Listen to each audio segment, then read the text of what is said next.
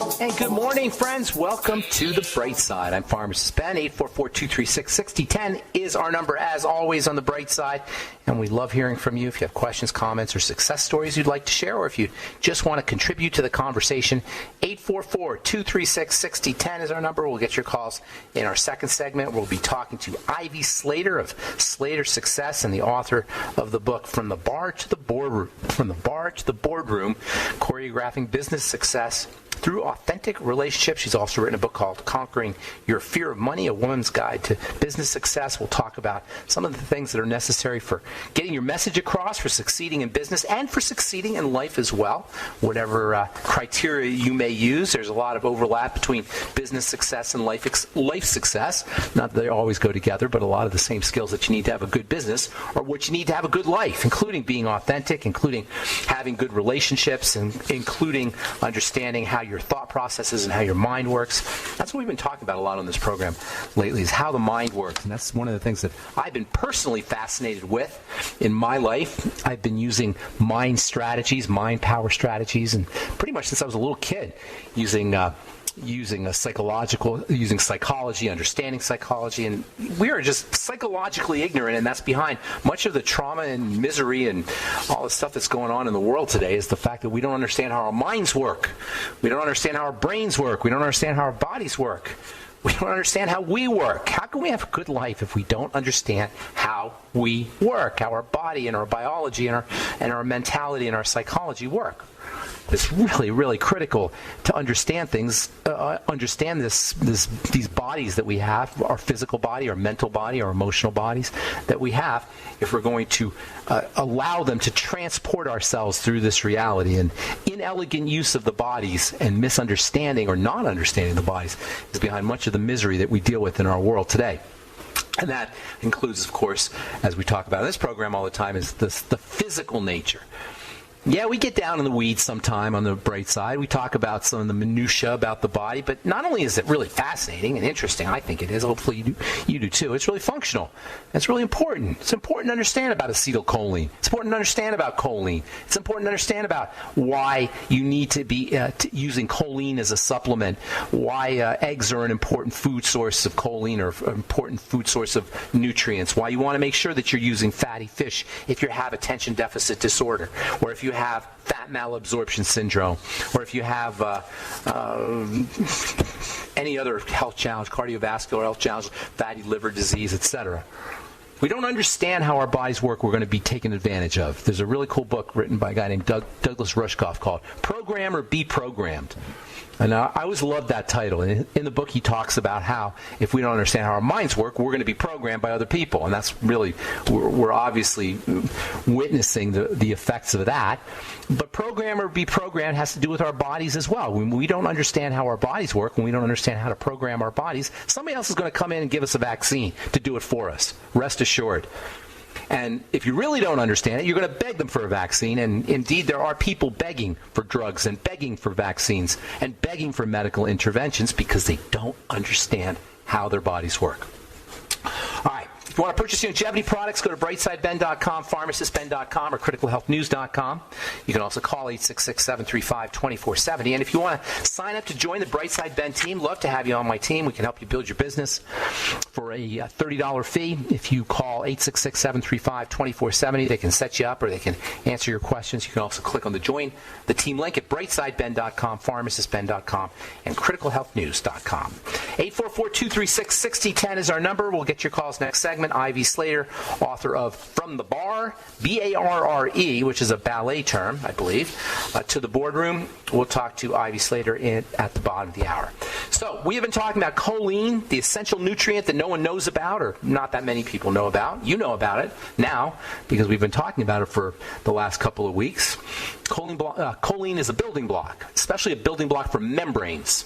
Membranes are fatty. They separate the water part from the fatty part. So membranes are always going to be fatty, whether they're cell membranes or whether they're your skin membrane or whether they're the membrane on top of organs. Your organs have membranes on top of them. And then they also are involved in the membranes that make up the subcellular organelles, structures, thousands of them inside the cell. That blows me away every time I think about it. You have thousands yes, maybe tens or maybe hundreds of thousands of little substructures inside of a cell. They're discrete, and they have membranes, and they do different things. The endoplasmic reticulum, and the mitochondria, and the Golgi apparatus, and the lysosome. There's even a miniature cell inside a cell called an exosome. Exosomes are involved in getting rid of toxins, getting rid of genetic material, also in sending messages to other cells. That is so cool to me. You have a cell, right? And inside the cell, you got another cell. It's called an exosome. It's a miniature version of a cell inside a cell. And one of the jobs of this cell inside a cell, it gets packed with messages from cell A, and it gets squirted out, and those messages travel in this little bubble, it's called an exosome, but travel to another cell, and then they release their messages. This is how one of the ways that cells talk to each other, they communicate to each other. That is so freaking amazing. And then you have genetic material that's sometimes dumped out overboard from a cell. That's really important these days. Check this out. You got genetic material that's dumped out overboard in these exosomes, which are, by the way, lined with choline.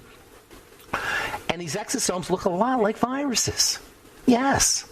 And there are some people who think that sometimes healthcare professionals mistake viruses for exosomes. Could that be? If you know where I'm going with that. Anyway, so choline is essential for membranes, for nerve cells, for the brain. It's a must-have. Choline is a must-have nutrient for dementia patients or anyone concerned with cognitive decline as you get older. There's an interesting relationship between estrogen and choline, and as women get older and their estrogen levels drop postmenopausal, they're going to have issues with choline deficiency, which may lead to cognitive decline. And on the other hand, choline is important for kids whose brains are developing. And it's a critical supplement for pregnant women. You're going to find it in a lot of you'll find it in pretty much most prenatal vitamin formulas. It's not a vitamin. I say prenatal vitamin formulas. We call them prenatal vitamins. There's other things in there. Choline's not a vitamin. It's vitamin-like, whatever that means. It's similar to a vitamin. I don't even know if it's similar to a vitamin, but it's essential.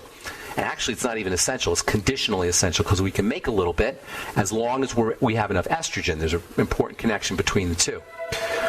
Fetuses need choline for healthy brain development. In fact, choline synthesis and the relationship between choline synthesis and estrogen has to do with making a baby. That's estrogen's main role.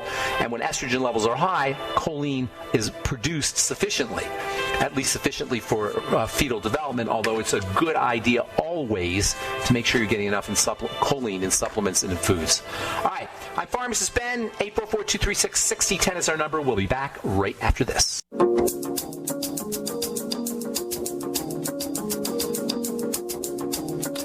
Okay, we are back on the bright side. I'm Pharmacist Ben, and lines are open for you at 844-236-6010. Ivy Slater will be with us in our next segment. She's the CEO of Slater Success and the author of 2 books, From the Bar to the Boardroom. That's B-A-R-R-E, bar to the boardroom. Not bar like where you go drinking, but bar where you do various Pilates and ballet type exercises.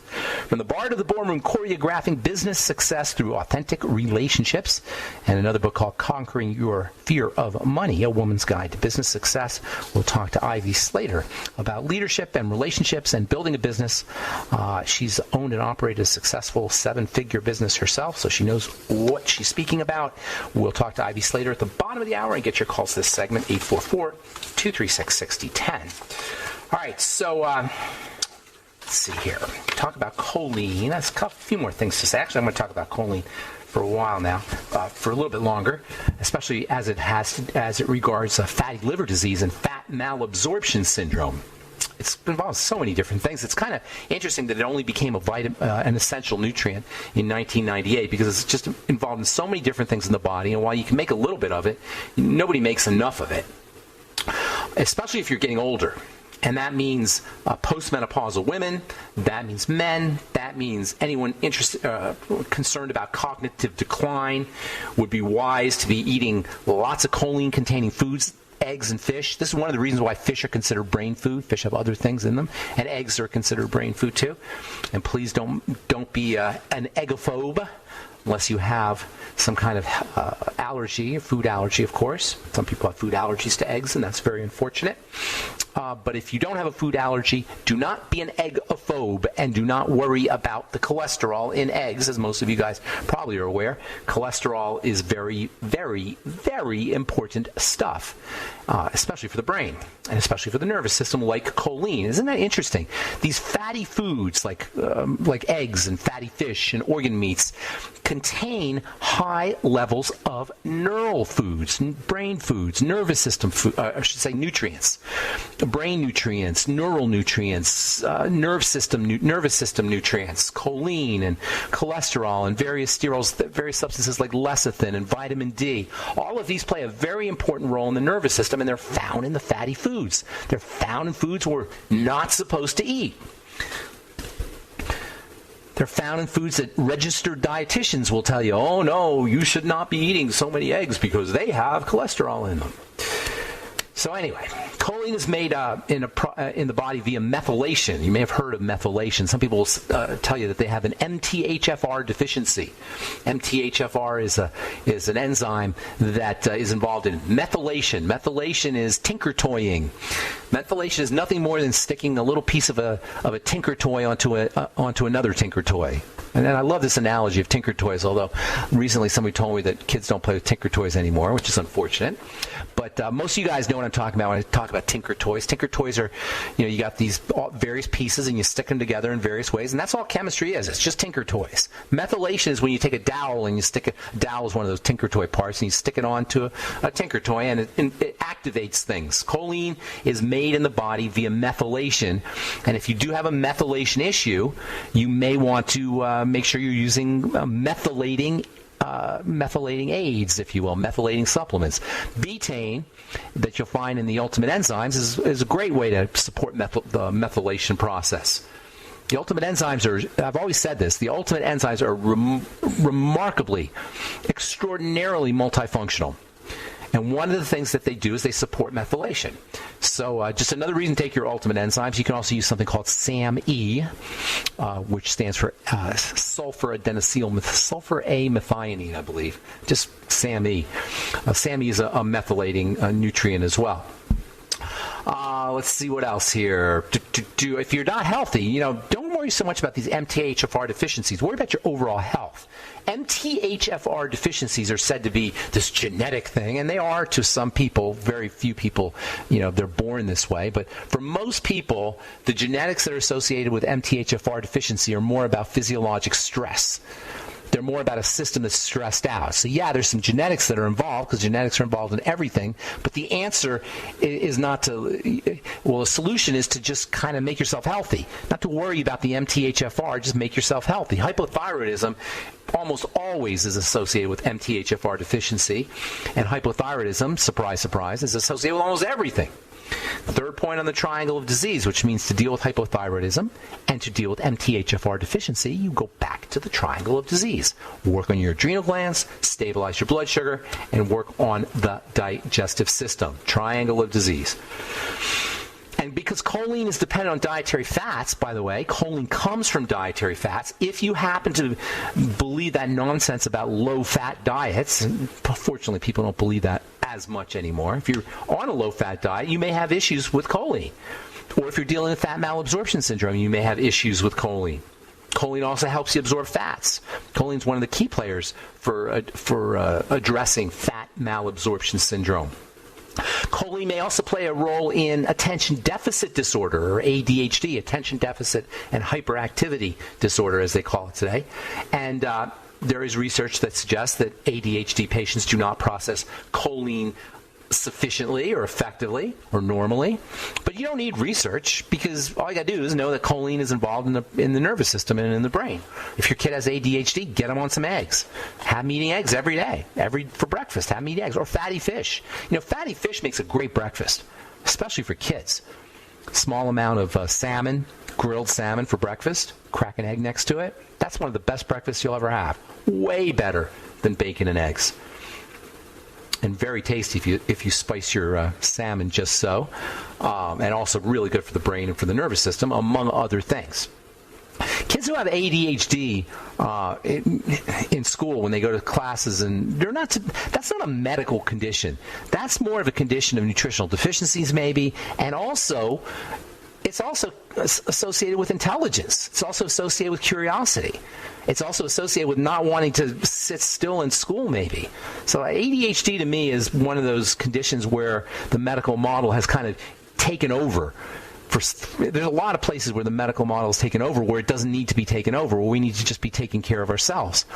And one of those places is ADHD, among other psychological health issues. So get your kid on, and also get your kid on fatty fish and choline, but also, and omega-3 fats too, but also the B vitamins, very important for ADHD kids and ADHD adults for that matter.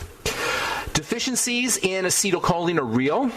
They have been linked to ADHD. It's not. There is evidence to show that people can be deficient in acetylcholine. Again, a reason to eat choline-containing foods: fatty fish, organ meats, green leafy vegetables, spinach, for example, can have some choline in it for you. Legumes, also, if you're vegan, you might want to stick with legumes and green leafy vegetables. You're not going to get as much as you do in eggs, though.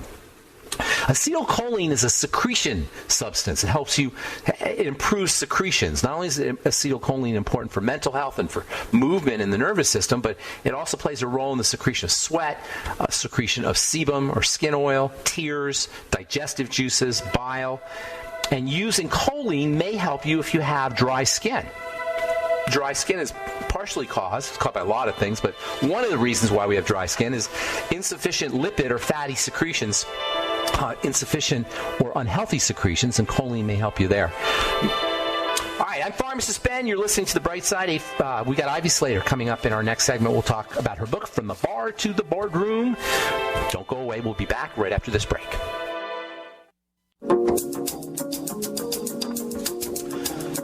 We are back on The Bright Side. Thanks for joining us. We're on the air Monday through Friday, 8 to 9 Pacific and 10 to 11 Central Time, and 24/7 on the archive page at benfuchsarchives.com. Thank you to Peter in the UK for setting that up with a search engine. We also have archives at brightsideben.com and the longevity products at brightsideben.com, pharmacistben.com, and criticalhealthnews.com. We've got news stories, blog posts, lots of good health information, videos. Got a new video coming up on Sunday, I believe, on criticalhealthnews.com that I did with Jonty. Thanks, Jonty, for setting that up, by the way. criticalhealthnews.com. Lots of good information on all our websites. And don't forget to take a look at our Truth Skin Health products at truthtreatments.com, all formulated in my compounding pharmacy for wound healing on a prescription basis for healing skin health challenges like psoriasis, eczema, and acne. You'll never find any preservatives, fragrances, fillers, waxes, emulsifiers, water, silicone, vegetable oil, nothing your skin doesn't need or doesn't want in any of our Truth Skin Health products. 100% active and functional healing beauty products. And that's why we have over 1,400 4- and 5-star reviews up at truthreviewed.com. Truthreviewed.com for our reviews, and truthtreatments.com if you want to purchase products. And we have Black Friday specials and Christmas specials coming up as well. All right. I am really looking forward to speaking to our guest. Ivy Slater is the author of several books, From the Bar to the Boardroom, Choreographing Business Success Through Authentic Relationships, as well as Conquering Your Fear of Money, A Woman's Guide to Business Success. She is the CEO of Slater Success. Her website is slatersuccess.com. And Ivy says, true success stems from the impact of the powerful relationships we build. Please welcome to the Bright Side, Ivy Slater. Hey, Ivy. Hi, Ben. It's a pleasure to be here. Yes, it's very nice to be with you as well. So, first of all, before we jump into your book here, what exactly is a bar, a B-A-R-R-E? I think that's a very cute play on words, from the bar to the boardroom. But what exactly is a bar? So, a B-A-R-R-E bar is a ballet bar, also known, used in many, people take bar classes now. I see. In the exercise world, in the fitness world. I see. Are you a ballet dancer, or were you a dancer? You look like a dancer. I was a dancer for 20-some-odd years. Yes, I have a degree in dance and a degree in communication. Okay, so I imagine that there is a very interesting and underappreciated relationship between dancing and business. Is that correct? You are 100% on point here. On point, yes. So tell us about that a little bit. So, when you look at any of the performing arts, it's the same as looking at sports. And it's so often when you're interviewing for any kind of sales position or leadership position, they often go into your background in, high school and college. What do you do for fun, right? They're looking for athletes. They're also looking for performers because it comes along the same line. As a dancer, I remember one day I clearly had the flu. I had fever. I had chills. I was, sweating profusely, and I kept myself to class. I layered on up, did what my responsibility was to do. And then on the way home, I picked up a huge jug of water, a big container of, grapefruit juice, got myself into the shower and into bed and slept for 12 hours. But you muscled through. You muscled through. Right. And it's not about showing up sick. It's about the attitude of showing up. I love it. That's awesome. Is that, I've always said life is a athletic event. I mean, just getting your butt out of bed in the morning is an athletic event. It's like, so if you have those skills, you can have a good life. It's the same kind of skill set, no? Exactly. And it's mental attitude, it's mental fortitude, it's showing up, when I look at the 7 traits of great leadership that I have on my website, trait number 7 is showing up with a what can I do attitude. And it's so easy to show up every day and say, I have to get this done, and this is so hard. And, 2020 is a year of challenges. And it's a year of people succeeding in so many ways. We've gotten back in touch with our values. And taking that forward. How do we take what we learned forward? How can we show up this year every day with what I can do? Well, if I'm going to be hunkered at home, or if I'm not going to be doing this and that, what can I do? How can I create new things? Be productive, expand my life, expand my business. So you're not buying into any of this hand-wringing or this woe is me kind of stuff that's in the news and a lot of people have somehow succumbed to, if you will. You say there's opportunities. Wherever you have this kind of stuff, you also have opportunities. Exactly. Everything in life happens for a reason. And there's lessons we're being taught this year. And are we willing to actually play a full game, right? Perform big, play the full game, and see what they are for each of us.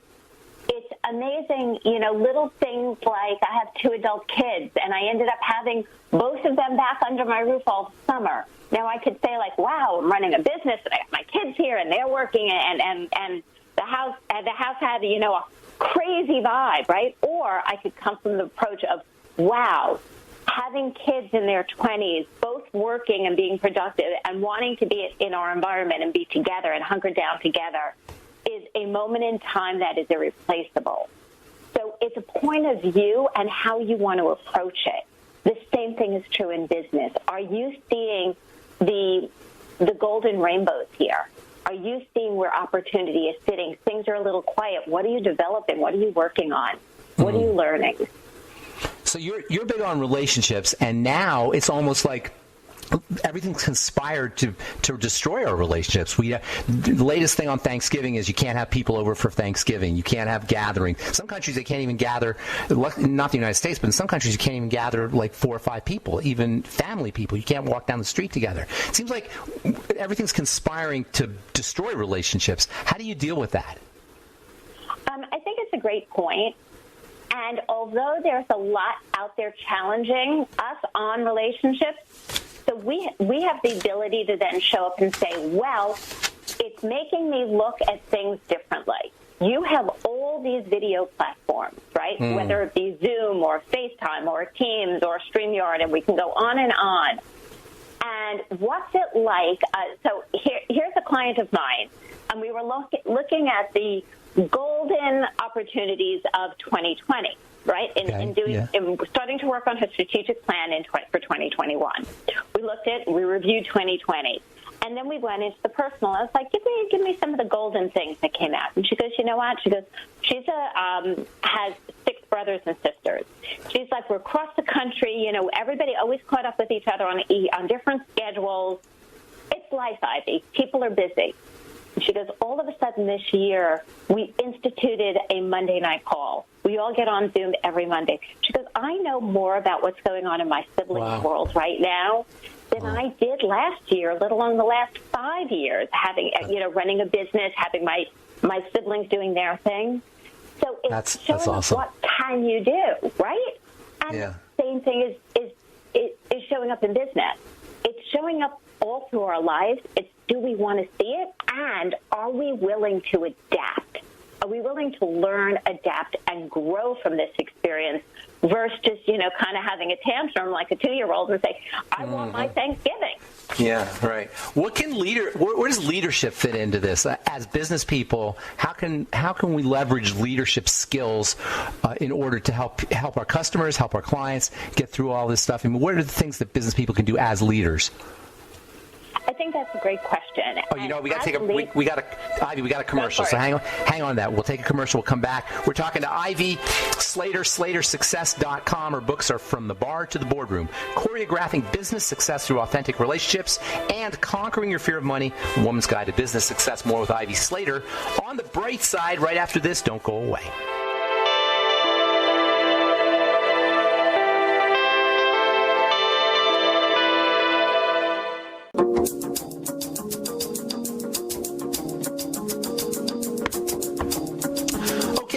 On the bright side, we're talking to Ivy Slater, SlaterSuccess.com. Her books are Conquering Your Fear of Money and From the Bar to the Boardroom. Ivy, before we went to break, we were talking about this relationship between leadership and business, and how can business owners or people who are in business leverage leadership skills to help their clients and help their business, particularly in this crazy time that we're living in? I think a couple of things that great leaders do right now is they show up with a big heart and a big ear. The expression that says we have 2 ears and 1 mouth. Yeah. They show up to listen. They show up with a heart, and they care. So they're asking their people how they're doing. They're people who are struggling. They're making sure support is in place.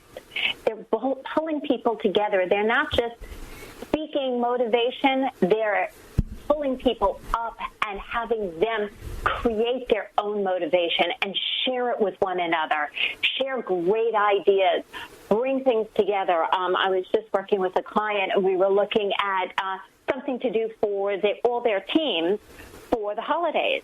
And, sometimes they're like, let me run this idea by you. And she goes, I could do this or I could do this. And I said, which idea fosters more engagement? Which isn't not more fun, or which is like on the surface, but which fosters engagement?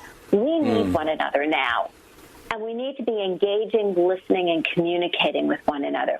We need to lend a heart, an ear, a caring, it's like that Care Bear back in the day. Pass it around. Know that people know you have their back and you're thinking of them. It's really easy to send a message, whether it be on Teams, on Slack, on Zoom, on a text message, an email, and go old-fashioned, pick up the phone, and even just leave a voicemail and say, I'm thinking about you. Do you think the old adversarial way of doing business, where the business owner is pitted against the customer, is kind of dissolving in the wake of all this stuff that's going on? I think it's evolving versus dissolving. It's changing. That's where I choose to see it. It's changing, and change. There's an expression that goes, change is good, but you go first, because change is scary. I hadn't heard that. That's good. Change is good, but you go first? All right, I'm going to work with that one. That's good. Because people react to change of, like, they pull back, they get a little frightened, they get a little scared. Yeah. Yet evolution is one of the greatest things. If we have not evolved, we wouldn't be driving in cars. We wouldn't be worried that we can or cannot get off an airplane. We wouldn't have any of this. So change is good. We just need to take a breath through this and say, what are we learning during this evolution? And then what do we want to discard? And then what do we want to keep and move forward? So you have multiple books. I want to talk about the Making Money book. That's or Conquering Your Fear of Money. You also have a blog. You also have lots of videos, and you do presentations. How do people work with you? Like, you work one-on-one with people if they have a business or if they're a CEO or et cetera? Absolutely. So I do work with business leaders. I help businesses scale and grow, as well as I work with a lot of corporations on leadership. One of the big things in larger companies right now is they want their people to have an entrepreneurial spirit, is the phrase. Yet it's nothing that's taught in any program. It's nothing that's taught in college, in MBA programs, in law school, in any situation. Yet they want them to have this. So what I do is I do work with clients one-on-one on their businesses. Very often I work with not just the client, but their entire teams. I'm also brought into corporations to do a lot of training, coaching, and development of their people. So their entire team starts elevating. I personally love the entrepreneur lifestyle. I've been an entrepreneur my whole life, and it just seems like the most invigorating way to live a life. How would you describe, what does that mean to you when you say entrepreneur? I think you said entrepreneur mindset. What does that mean to you? You know, when I was in my 20s, I was determined to be a business owner. At that time, I had no idea what kind of business I was going to own or run, but I truly wanted to be the master of my destiny. And that's what I look at being as being an entrepreneur mindset is, you know what? We fail well, but we learn from it and we build better than ever before. I love it. We're willing to look at what works and what doesn't. An entrepreneurial mindset is somebody who's willing to play big, take the risks. But they're going to be calculated. They're going to be planned out. They're going to be calculated. But we know there's a risk there involved. Right. You know, transitioning, throwing away a 7-figure printing company to open in '08 when nobody knew what a coach was, let alone a coaching and consulting business, right? Wow. And, you know, I remember being berated by my accountant saying, "You're out of your mind. What are you doing?" And I said, "I'm doing what I believe is the right future for me." And it was a calculated risk. So being an entrepreneur is like being an athlete. You have the same skills. It's like the athlete of the business world. Absolutely. You're training every day, and you realize you're in training every day. You're learning every day. You know, top athletes are still looking at their coaches. Yeah, right? That's right. You're still improving your game. And I'll say for myself, I'm going to improve my game until I lay down and I'm done. I love it. You're so inspiring. So I love this title here, Conquering Your Fear of Money, because that's kind of a compelling title there. What does this mean, fear of money? Well, I've worked with an enormous amount of women leaders over the years. You know, I have a sweet spot, a huge passion for women stepping into their value, earning their worth. And the one thing I've seen way too many times is women have a tendency of undercharging and undervaluing themselves. And, you know, quite frankly, it's always annoyed me. We should make as much, if not more, we are doing, especially today. You know, when you look at how many women are also overseeing their kids' remote schools and doing so much more and still running their businesses, leading their careers forward, what we come to the table with, we should see where not just others should see our compensation and our value, we need to be able to look in the mirror and see it for ourselves. And that's where that book was birthed from, of that idea of, ladies, let's sit down at a table and talk money. Let's sit down at the table and talk about the strength of negotiations. Let's sit down and look and own our values and then some and ask for it with confidence. So fear of money is like, it's not fear of the dollar bill, it's fear of the topic of money or the subject of money. Correct. And, you know, what studies are showing is more women are controlling their household money and their net worth than ever before in our homes, right? But then we sit down and you could, you know, go back to Sheryl Sandberg's book where, you know, in her story of Facebook gave her an offer and she was like, yeah, okay, great. And then it was her husband who challenged her, saying you're taking the first offer. And so often I speak to women, they're like, well, it's a good offer, or this is a good price I'm putting this out at. People are buying it. I was like, yeah, but if you have a 100% conversion rate on a number, maybe you're selling something too cheap. Should we be talking about that? They're like, but I'm doing well. And I'm like, let's look at what you know. So it's truly women confidently talking money, talking about the skill sets of worth and value, and looking in that mirror and seeing their value.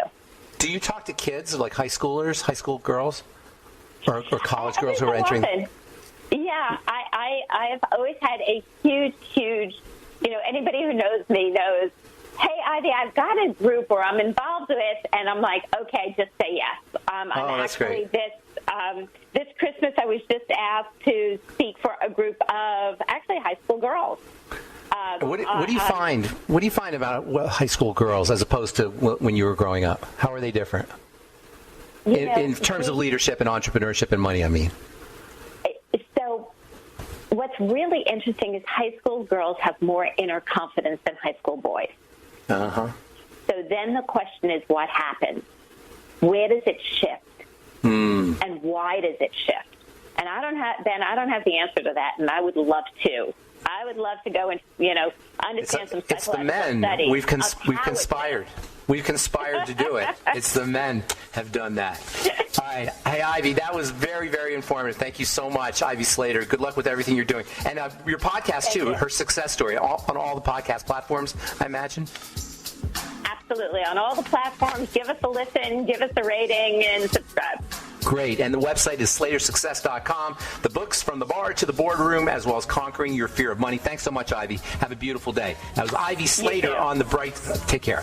Ivy Slater on the bright side. And that's all the time we have for today. Thanks for listening, friends. I am Pharmacist Ben. Have a wonderful, beautiful, awesome, spectacular day. We'll talk to you later, folks. Bye for now.